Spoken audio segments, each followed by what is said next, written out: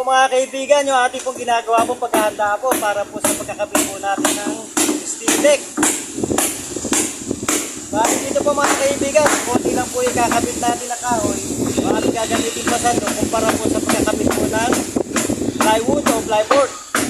Dahil dito po, pag makakalit po tayo ng materyales, hindi po kamukha ng plyboard o plywood na gagamitin natin. Magsisisi po yung pagkita niya.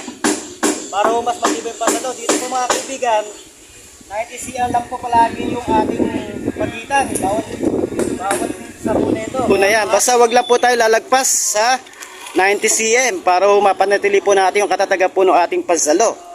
Ito po mga kaibigan, kung makikita nyo po, naglalagay na po silang pagtukod. Ayan po, yun na lang po yan. Halos ganyan lang po ang pagkakabit po ng pansalo para po sa steel deck. Hindi ko kamukha ng kinakabit natin na plywood. Halos 1 feet ang pagitan. Dito mga kaibigan, makikita nyo, laki ng katipiran. Kung sa steel deck, kung pagpaparehasin naman po natin yung tibay sa steel deck at sa plywood at saka yung kamahala, mas matibay po talaga sa steel deck. At sa kamahala naman po, halos di pa po nagkakalayo kasi gagamit po tayo ng maraming kahoy. Maraming kahoy, maraming patukod, maraming brace. Halos.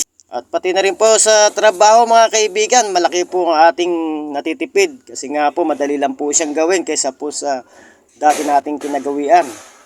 Hanggang dito na lang po muli mga kaibigan. Maraming salamat po muli.